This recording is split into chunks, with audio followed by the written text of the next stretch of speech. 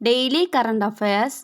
India European union സ്വതന്ത്ര വ്യാപാര സാമ്പത്തിക പങ്കാളിത്ത കരാർ TEPA പ്രാബല്യത്തിൽ വരുന്നത് 2025 ഒക്ടോബർ 1.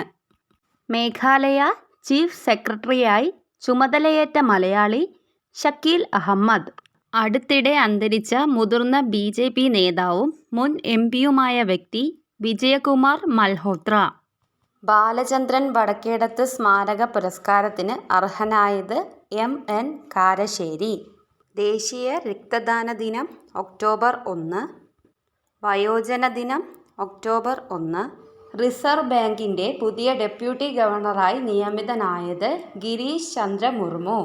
ആദി യുവ ഫെലോഷിപ്പും ആദി കർമ്മയോഗി വോളണ്ടിയർ പ്രോഗ്രാമും ആരംഭിച്ച മന്ത്രാലയം ഏത്?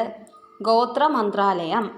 ഇന്ത്യയിലെ ഏത് പ്രദേശത്താണ് ഇംപേഷ്യൻസ് സെൽവാസിംഗി എന്ന പുതിയ സസ്യ ഇനം അടുത്തിടെ കണ്ടെത്തിയത്?